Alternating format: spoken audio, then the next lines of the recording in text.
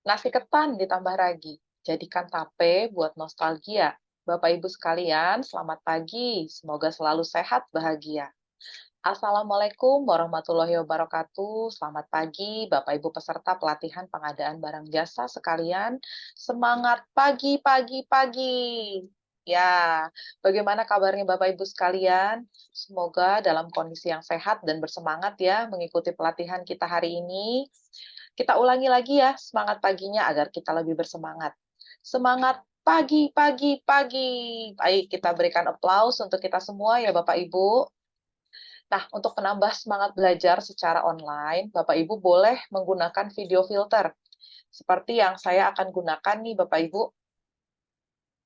Ya, Bapak Ibu nanti bisa pilih video filter, ya ada frame, saya mau pakai bunga di kepala hari ini. Nah, seperti ini ya Bapak Ibu ya. Oke, jadi Bapak Ibu nanti klik titik 3 di pojok kanan atas video Bapak Ibu, lalu nanti pilih video filter yang akan digunakan ya untuk menambah semangat kita belajar pada pagi hari ini. Pagi ini kita bertemu Bapak Ibu pada sesi tatap muka online untuk pelatihan pengadaan barang jasa pemerintah. Nah, sebelumnya Bapak Ibu ini sudah belajar materi pengantar pengadaan melalui online ya, lewat learning management system kita. Nah, saat ini dan hari ini sampai besok sebetulnya kita akan merecall bersama hasil pembelajaran mandiri yang telah Bapak Ibu lakukan. Jadi sesi pagi ini kita akan merecall materi tentang pengadaan barang jasa pemerintah. Nah, pepatah mengatakan tidak kenal maka tidak sayang. Jadi saya ingin memperkenalkan diri dulu kepada Bapak Ibu semua. Nama saya Ketsia Apriliani Laya, saya biasa dipanggil Ketsia, Bapak Ibu. Saat ini saya sebagai Widya Iswara Muda di Puslat SDM PBJ LKPP. Saya menjadi Widya Iswara dan mengampu mata diklat pengadaan barang jasa pemerintah ini baru setahun belakangan, gitu ya. Namun saya telah bekerja di LKPP sejak tahun 2010 dan mengikuti perkembangan regulasi terkait dengan pengadaan barang jasa pemerintah. Nah, Bapak Ibu ada yang ingin ditanyakan dulu tentang profil saya? Baik, kalau sudah cukup, kita lanjut ke materi pembelajaran ya, Bapak Ibu. Nah, jadi pada materi pengantar pengadaan barang jasa ini, Bapak Ibu peserta diharapkan mampu menjelaskan tentang definisi dan ruang lingkup pengadaan barang jasa pemerintah. Bapak Ibu juga diharapkan mampu menjelaskan tentang jenis pengadaan barang jasa pemerintah dan bagaimana cara melakukan pengadaan barang jasa pemerintah. Jadi, materi yang akan kita recall pada hari ini meliputi definisi dan ruang lingkup pengadaan barang jasa pemerintah itu apa, gitu ya Bapak Ibu. Kemudian jenis pengadaan barang jasa pemerintah itu apa saja, gitu ya. Dan yang terakhir tentang cara pengadaan barang jasa pemerintah. Nah, Bapak Ibu, jika mendengar istilah pengadaan barang jasa pemerintah, apa nih yang Bapak Ibu bayangkan? Kira-kira pengadaan barang jasa pemerintah itu seperti apa ya? Apakah sama dengan ketika Bapak Ibu beli barang jasa untuk kebutuhan sehari-hari di rumah? Misalnya saya mau beli bahan makanan untuk masak gitu ya, saya beli perabotan rumah tangga. Nah, kira-kira sama nggak sih Bapak Ibu? Gitu ya. Nah, kalau kita melihat Bapak Ibu, pada definisi dari pengadaan barang jasa pemerintah, jadi pengadaan barang jasa pemerintah itu adalah kegiatan pengadaan barang jasa yang dilakukan oleh kementerian, lembaga, pemerintah daerah, gitu ya, yang dibiayai oleh APBN maupun APBD, yang prosesnya dimulai sejak identifikasi kebutuhan sampai dengan serah terima hasil pekerjaan. Jadi proses pengadaan barang jasa bukan sekedar ketika kita membeli barang jasa saja, namun jauh sebelum itu. Nah, menurut Bapak Ibu, kira-kira PBJ itu hanya meliputi barang jasa yang dibeli oleh pemerintah saja, atau misalnya pemerintah kan punya badan usaha milik negara, punya badan layanan umum. Nah, kira-kira mereka belanjanya pakai aturan PBJ juga atau tidak ya Bapak Ibu? Oke, mungkin ada yang mau berpendapat? Ya, silakan Pak. Oke, baik. Tadi pendapatnya sudah kami terima ya Pak ya. Nah, kita mungkin lihat nih di ruang lingkup pengadaan barang jasa. Kira-kira tepat nggak tadi jawaban yang Bapak sampaikan ya? Nah, kita bisa lihat bahwa di sini ruang lingkup pengadaan barang jasa pemerintah itu dibedakan berdasarkan institusi pengguna barang jasanya serta sumber anggaran yang digunakan. Nah, jika kita melihat ke institusi pengguna barang jasa, maka yang masuk ke dalam ruang lingkup pengadaan barang jasa adalah kementerian, lembaga, dan juga perangkat daerah. Sedangkan ketika kita melihat berdasarkan anggaran belanja yang digunakan yang berasal dari APBN, APBD, lalu juga sumber yang berasal dari pinjaman dalam negeri maupun hibah luar negeri yang diterima oleh pemerintah pusat maupun pemerintah daerah, serta pinjaman atau hibah luar negeri hibah luar negeri yang diterima oleh pemerintah pusat maupun daerah. Jadi ini ruang lingkupnya dan dua-duanya harus tercakup, Bapak Ibu. Nah, berarti tadi mungkin kurang tepat ya jawaban dari Bapak Andi sebelumnya ya Pak ya, bahwa pengadaan BUMN di BUMD, BLU maupun BLUD tidak masuk ke dalam ruang lingkup pengadaan barang jasa pemerintah. Nah, sekarang Bapak Ibu, kalau kita melihat terkait dengan jenis pengadaan barang jasa, Bapak Ibu nih pasti sudah belajar juga ya kemarin di Learning Management System ya, PBJ itu dibagi menjadi 4. Ada pengadaan barang, ya bisa kita lihat di depan ya, pekerjaan konstruksi, ada jasa lainnya, dan juga ada jasa konsultansi. Nah, Bapak Ibu ada yang mau menjelaskan di sini? Yang masih ingat gitu ya dari hasil belajar di LMS, kira-kira definisi dari pengadaan barang itu seperti apa ya? Oh iya, Pak Andi raise hand lagi, silahkan Pak Andi.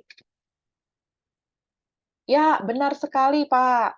Barang itu adalah benda ya, baik yang berwujud maupun tidak berwujud, dia bergerak maupun tidak bergerak, yang dapat diperdagangkan, bisa dipergunakan, ataupun dimanfaatkan oleh pengguna barang.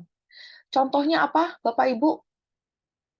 Ya, betul, Bapak Ibu. Ya, contohnya itu kayak pengadaan laptop, pengadaan mesin fotokopi, gitu ya, pengadaan bibit tanaman, dan lain-lain. Nah, selanjutnya ada jenis pengadaan pekerjaan konstruksi, Bapak Ibu. Ada yang ingin menjelaskan kira-kira pekerjaan konstruksi itu yang seperti apa ya? Iya, silakan. Ibu Ani sudah raise hand. Silakan, Bu Ani. Wah, lengkap sekali nih penjelasannya Bu Ani ya. Benar sekali ya, Bapak Ibu. Pekerjaan konstruksi ini adalah keseluruhan atau sebagian kegiatan yang meliputi pembongkaran ataupun pembangunan kembali dari suatu bangunan. Tadi contohnya juga Bu Ani sudah lengkap sampaikan ya, antara lain ketika kita membangun gedung, ketika kita membangun jalan, kita pasang lift, seperti itu ya, itu masuk ke pekerjaan konstruksi. Nah, kemudian kita masuk ke pengadaan barang jasa yang ketiga, jenisnya itu adalah jasa konsultansi. Nah, ada Bapak Ibu yang mau coba menjelaskan kira-kira apa sih itu jasa konsultansi? Waduh, banyak nih Bapak Ibu yang sudah raise hand ya. Baik, saya minta Pak Budi untuk menjelaskan ya. Pak Budi, silahkan Pak.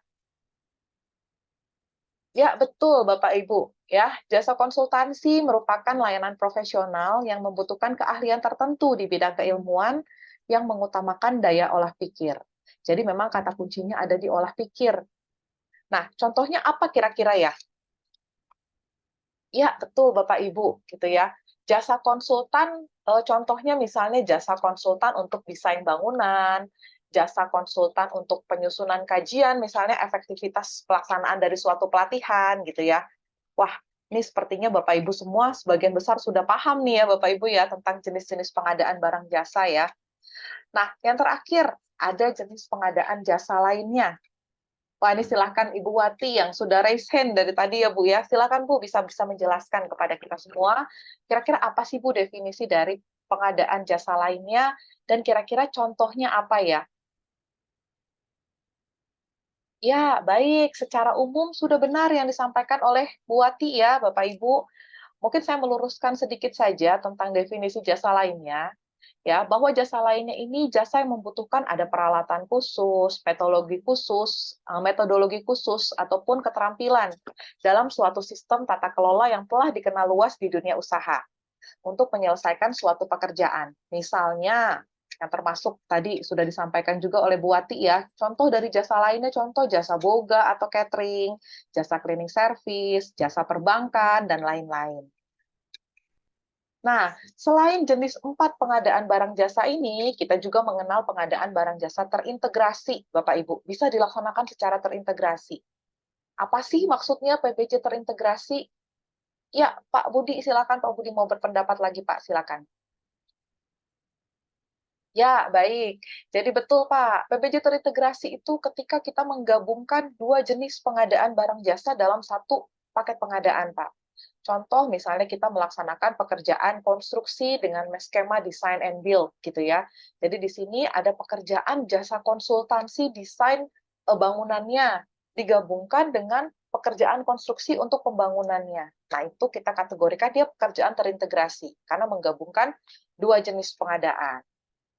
Nah, Bapak Ibu, selanjutnya untuk lebih meningkatkan pemahaman Bapak Ibu nih tentang jenis pengadaan barang jasa, saya akan membagi Bapak Ibu ke dalam 4 kelompok di breakout room ya, Bapak Ibu. Jadi selama 15 menit ke depan, saya minta Bapak Ibu untuk mendiskusikan paket-paket pekerjaan berikut ini yang ada 8 ini masuk ke dalam jenis pengadaan yang mana. Ya, jadi silahkan Bapak Ibu join ke breakout room yang telah disediakan. Nanti 15 menit lagi kita kembali berkumpul untuk menyampaikan hasil diskusi Bapak Ibu. Baik, Bapak Ibu, kita berikan eh, kita berikan applause ya untuk Bapak Ibu semua. Waduh, saya senang sekali Bapak Ibu, gitu ya, karena ternyata Bapak Ibu ini sudah memahami dan bisa membedakan jenis-jenis pengadaan barang jasa. Nah, sebelum kita lanjut ke materi berikutnya, apakah ada pertanyaan dari Bapak Ibu sekalian? Baik, kalau sudah mengerti, kita akan masuk ke materi terakhir Bapak Ibu dalam pelatihan pengantar pengadaan barang jasa, yaitu terkait dengan cara pengadaan barang jasa. Bapak Ibu pasti sudah sekilas ya membaca tentang swakelola maupun tentang pengadaan melalui penyedia ini. Baik, Ibu Wati boleh kembali membantu saya Bu untuk membacakan definisi cara pengadaan melalui swakelola dan penyedia yang ada di slide. Baik, terima kasih Ibu Wati. Nah, menurut Bapak Ibu nih, mana sih yang paling mudah ya pelaksanaannya Bapak Ibu? Setelah tadi dibaca, tahu definisinya ya, kira-kira yang mudah itu ketika kita melaksanakan melalui swakelola atau melalui penyedia nih Bapak Ibu? Siapa yang memilih swakelola? Boleh raise hand Bapak Ibu? Wah, kira-kira ada separuh kelas nih ya yang raise hand ya. Nah, siapa yang memilih melalui penyedia? Baik, oh lebih banyak lagi yang memilih lewat penyedia ya. Jadi imbang nih Bapak Ibu ya. Penyedia bisa dibilang lebih mudah, swakelola juga katanya lebih mudah. Baik Bapak Ibu, jadi sebetulnya tidak ada yang benar atau salah jawaban Bapak Ibu ya. Karena memang cara pengadaan ini sangat bergantung pada jenis barang jasa apa yang akan kita adakan.